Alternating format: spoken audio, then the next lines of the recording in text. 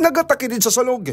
May pilas kag dugo sa kamot. Kag ginaligar wala na siyang pang-idalong nga panapton nga ginatabunan gidamang sang habol. Ini ang sitwasyon sa 18 anyos kasi alias Andy sang nasapuan sa nga Iloy sulod mismo sang iya nga kwarto. Ini ang nagluntad sa may barangay Ingay Tubungan, Iloilo. Pasado na sa isang gabi Hunyo 17. Sa exclusive interview sa K5 News sa Family Wilo, kay Kapitan Leonardo Tamises sa nasambit ka lugar, ginpahayag sa ning alas 6:30 sang nagtawag ang isa sa ilang kagawad nga magpadulong sa balay sang biktima. Dito na sila nasaksiyan nga wala na sang kabuhi ang dalagita. Kagiliyon man sila nga nagtawag sa otoridad nga nagresponde sa lugar. Sandig sa opisyal sa nakuha sila ng impormasyon sa iloy sang biktima.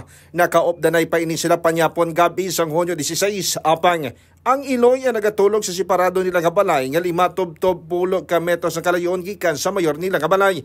Sa nasambit kagabi, base sa panugiron sa mga pumuluyo sa opisyal, may mga nag-video man sa balay sa biktima nga ginapahayag kakilala sa magulang sini. Apang, wala pa sang hibalo kung anong asay sa okasyon. Samtang ginapahayag nga masami nakabukas ang pertahan sa entrada sa balay kung gabi tubto magaga. Kag nagalak lamang sa iyang kwarto ang dalagita nga ginapahayag, isahanon gid lamang nagatulog sa mga balay. Pahayag pa ni Tamises, may mga nabatian na kasiringan sini nga pagtagol sa mga ido sa guwa sa balay sang biktima pasado las 12 ang kagaon noon 17. Nagapabilin nga nakalak ang kwarto sang biktima. Amo man sa likod nga porson sa balay, sanggit sekyar ini sang iya nga Iloy nga natingala nga tubtub maghapon wala nakagawa si alias Andy.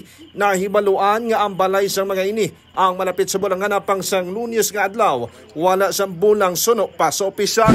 Nakitaan ko ang iya bata, ang biktima nga yara nasa salog nga nagatakilid. Ang kalayon ko siguro mga 2 meters, 2 to 3 meters. Pero nakita ko na medyo may dugo-dugo na naka sa mga kamot. Kag mga ka-K5 nagpadulong naman sa lugar ang katapos ng scene of the crime operative sa punang Soko. Kag na proseso na ang investigasyon kag ginahulat na lang kung ano ang maging resulta. Balita nagikan sa Panawasan Tubungan. Ako naman si K5 Aaron De Foyo para sa Kampi na Balita. Serbisyo publiko kagaringawan sa Iloilo, number 1 na kita.